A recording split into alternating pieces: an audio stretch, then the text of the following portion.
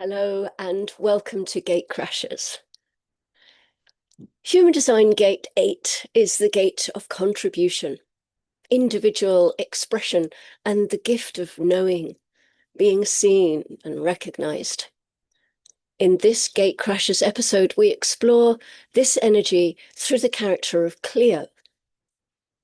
This Gatecrashers series brings the human design gates to life through story, through pattern, and through lived expression. Gate 8 explores the individual contribution that can't be forced, only offered, seeing clearly what others cannot yet see and the melancholy of the contribution that is never called for. If you're studying human design or exploring your own chart, this series may help you recognize the energies in real life. Cleo saw it immediately. This was not unusual. Cleo almost always saw it immediately. The thing that was needed, the thing that was missing, the particular quality of what was in front of her and what it could become if the right contribution met it at the right moment. The seeing was not effort. It arrived all the way, formed, ready, the way individual knowing does arrive, whole and certain and entirely without explanation. She couldn't have told you how she knew. She just knew. What she did with the knowing, that was the thing she had taken years to understand. Her friend Adele had been making music since before either of them could legally drink. Cleo had been listening to it for just as long, and for just as long had known with the same quality of certain unargued knowing that what Adele made was extraordinary. Not good, not promising, extraordinary. The kind of thing that deserved to be somewhere other than on a laptop hard drive with only a handful of people who happened to know Adele personally. Cleo had known this for years. She had also, for years, said nothing beyond the ordinary vocabulary of friendship. "Oh, this is brilliant. You should do something with this." The kind of thing you say when you care about someone and want good things for them, which lands, as it is wont to do, as encouragement rather than contribution. Adele had smiled and nodded and carried on making music in the way she always had. Her music had stayed where it was, and Cleo had carried the knowing quietly and not entirely comfortably, because the knowing was specific and the time had never been right to share it. She had learned by then to wait for the time to be right. This had not come naturally. There had been earlier years when the knowing had felt like a mandate, when having seen the thing felt like sufficient reason to act on it immediately and unilaterally, without waiting for anything as inconvenient as an invitation. Those years had produced, with some regularity, the particular experience of a contribution offered into a space that wasn't ready for it. Not met with hostility, but just a quality of non-reception that was its own kind of silence. The thing given and not taken. Cleo was still standing, holding it in her hands. So she had learned to wait, not passively. The knowing didn't go anywhere, the seeing didn't stop. She was always watching, always aware of what was there and what it needed. But she had learned that the contribution worked when it was called for, and it didn't when it wasn't.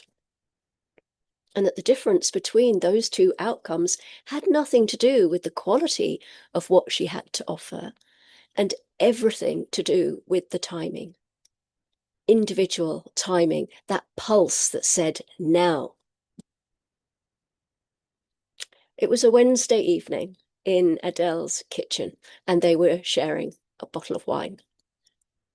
Adele had been quiet most of the evening, not unhappy, but with that particular inward quality of someone turning something over. And then without any preamble, she said, I've been thinking about sending some of my stuff to a label. I don't really know how any of that works. Do you know anything about it? What do you think? She was looking at Cleo when she said it, not around the room, not looking at the ceiling, looking at Cleo. And there it was, the open door, the recognition, not stated, but present in the quality of the look, the specific direction of the question. Cleo felt it in the way you feel a change in the weather, something that had been waiting fully formed for exactly this moment. Yes, she said. Not, I think so, or I could look into it, or any of the hedged provisional language of someone who isn't sure. I know exactly who you should talk to, she said, and I know what you should say to them. Adele looked at her. How do you know that? I've known for about 3 years, Cleo said with perfect honesty. I was waiting until you asked. There was a moment of silence, not the empty kind, the kind that means something has landed completely. Well, Adele said, that's either very wise of you or very annoying. Yeah, both probably, said Cleo. Do you want the name or not? So she gave her the name. One name, one conversation, the precise thing that was needed at the precise moment it was needed.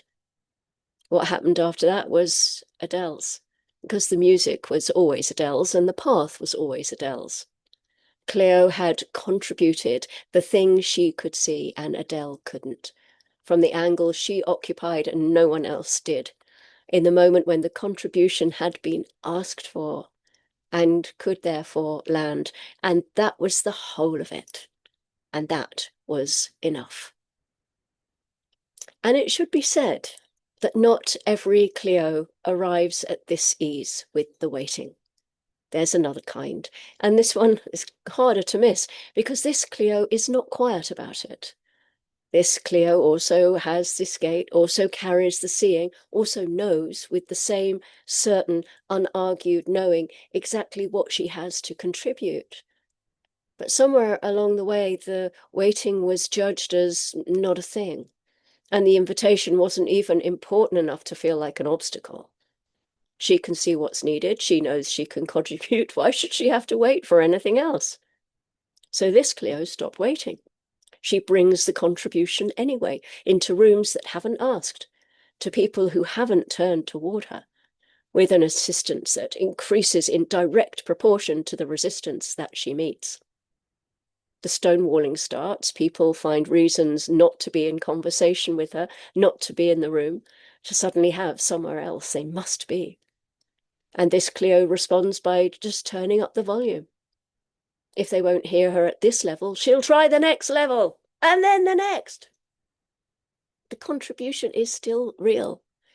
The seeing is still accurate. None of that has changed, but the pushing guarantees the one outcome Gate 8 just can't live with. The contribution that is rejected, actively refused, not overlooked, refused. And somewhere underneath the insistence is the wound that started all of this, the genuine individual knowing that what she has to give matters, meeting a world that keeps not asking, and the conclusion, wrong but understandable, that the only way to be received is to make yourself impossible to ignore. Same gate, same real contribution, same quality of seeing that is hers and nobody else's. But one Cleo waits for the door and walks through it completely when it opens. The other has stopped waiting and is considering her options regarding hinges. Both have something real, but only one of them is giving it in a way that it can be received. Gate 8 lives in the throat center, where individual expression finds its voice and its form. It sits in individual circuitry in the channel of inspiration with Gate 1, the gate of self-expression. Together they form a channel of pure creative individuality, the self-expression of gate 1, finding in gate 8 its contribution to something larger than itself. Not a plan, not a strategy, an inspiration. The individual being so fully, specifically themselves, that the collective is changed by the contact, lit up, shifted, moved in the pulse that individual energy always moves in. Gate 8 doesn't contribute a skill. This is something worth remembering. It contributes itself, or its individual quality of seeing, its particular angle on the situation, the irreducible clearness of Cleo, which is a thing that cannot be replicated and cannot be taught. The gate is likened to the manager of a band, not because the manager initiates or drives or takes charge, but because the manager sees the artistry with a clarity the artist cannot always access from the inside. Knows what is there, knows what it needs, knows with the specific voice of gate 8 that they can contribute to getting that quality into the world. And then waits. Genuinely waits, without pushing, for the artist to turn and ask. This is a projected gate. The contribution that is invited lands with extraordinary precision. One name, one conversation, the exact right thing at the exact right moment, and something shifts completely. The contribution that is pushed, unasked, into an unready space hits resistance, not because it's wrong, but because the frequency is off. The seeing is accurate either way. The landing depends entirely on whether the door is open. Cleo guides. This is the projector's gift. And gate 8 carries it in its most individual form, not guiding systems or people in general, but seeing this thing, this person, this specific quality that deserves to be in the world, knowing precisely what contribution will serve that. The guidance is complete and unhesitating when the moment is right. It's also entirely unavailable when the moment is not, and no amount of pushing will change that. So Cleo still sees, she always will. Every room she walks into, every person she sits across from, every piece of work that crosses her path, the knowing arrives whole and immediate about what is there and what it could be. She carries her knowing without resentment, because she knows without a doubt that her contribution is real, whether or not the moment has come, and the moment when it comes is unmistakable. Adele's music is being heard as it happens. The name Cleo gave Adele led somewhere, which led somewhere else, which led to the place it was always meant to be. Adele sent Cleo a message when it happened, 2 words and an emoji. Cleo sent back 3 words. I know, obviously.